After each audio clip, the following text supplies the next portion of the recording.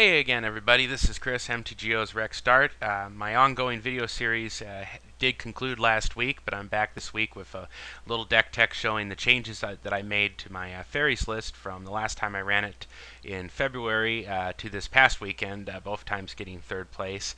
And I thought it would be an interesting way to show a deck tech would be to show the changes that I made to it over the course of a year. For those of you who are interested in what kind of content I might be putting out in the near future, me and Kumagoro have talked about doing some sort of regular weekly video content for the Diaries of the Apocalypse article, and I think we may get something worked out on that and kind of start doing that in January right now, but we're still kind of talking about what we would want to do with that.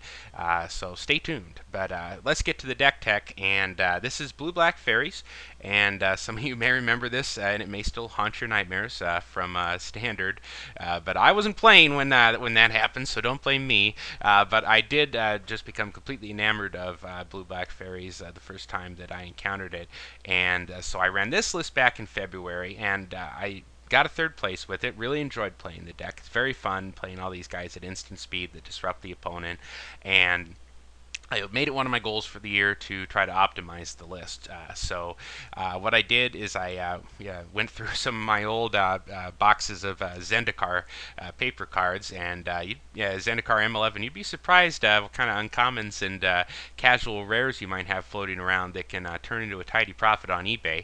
And so I was able to completely upgrade the mana base and sort of rework the deck. And one of my main complaints with having to use a more budget-friendly mana base here, and don't get me wrong, there's enough expensive stuff in Blue-Black Fairies, even if you're not running like Jaces, that you may have for playing Legacy or Modern or something like that. And I did not pay for most of this stuff what it is worth now. But it's already an expensive deck, so I would not blame anybody in the least for playing a more budget-friendly mana base. Secluded Glen just tips your hand too much, was my experience. If you're playing a turn 2 Bitter Blossom off it, it's fine. But if you're showing your opponent that you've got a V-click or a Mistbind click, or even just a Scion of Una, you're going to flash in and blank their spot removal, that's not really where you want to be. It's undermining the part of the strength of Fairies. River of Tears I did think was fine, because it's basically blue on your opponent's turn and black on your own turn, which is pretty much exactly what you want to be able to cast things like Inquisition and Bitter Blossom or Flash and a Fairy.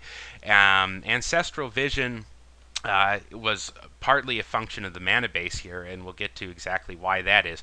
But I wanted to go to a more fetch land, dual land, traditional Legacy mana base, and so that's what I switched to, and we'll look at the differences here in just a moment. So this is going to be the list that I played this past weekend on December 1st of 2012, and we'll see here that my eBay sales were successful enough that I was able to go to 4 Cs, 4 polluted deltas, and like 11 fetch lands here. And I did also add wastelands, and I'll talk about that in a bit as to whether that's optimal, because I'm not even convinced here that it is. But what that did was, instead of Ancestral Vision for the raw card advantage, having all these fetches basically turns on Brainstorm.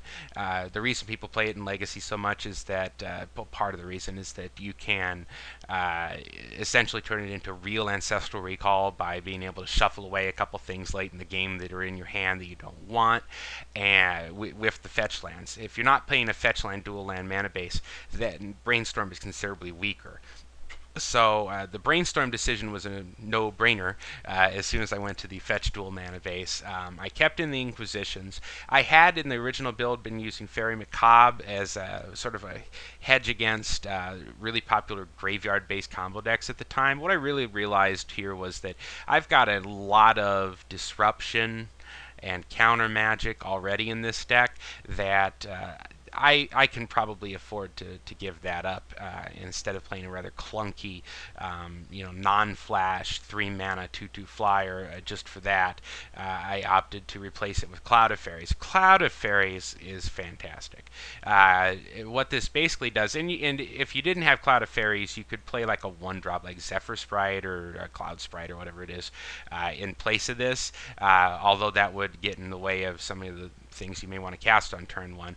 But it allows your turn 2 Spellstutter Sprite to actually counter a 2-drop play from your opponent, and that allows you to gain so much tempo and in games that much more than being able to counter like another 1-drop would.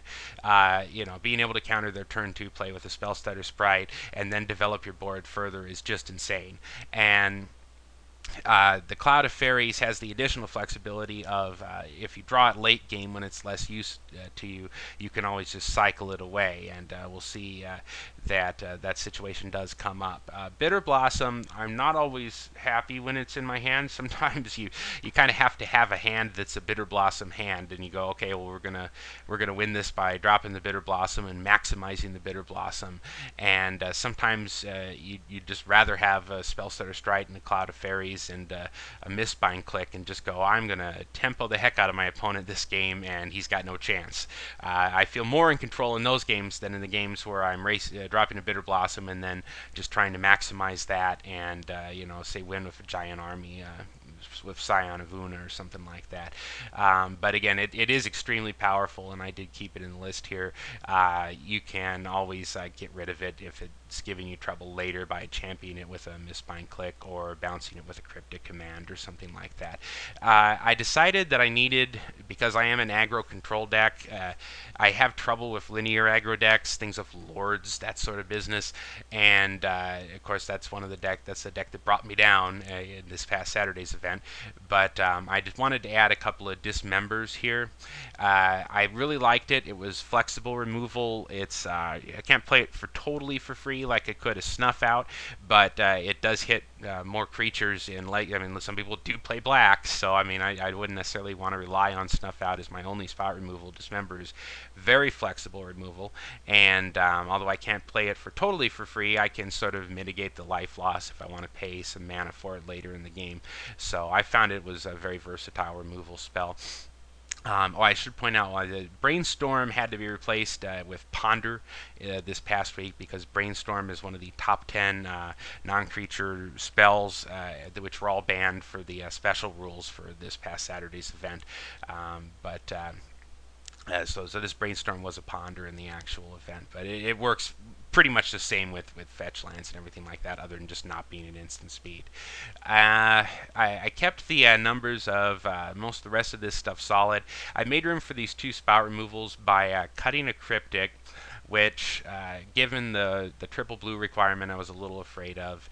And I shaved a land, which I felt that having the Brainstorms and, in this past week, the Ponders allowed me to do because I could always sort of cantrip into one.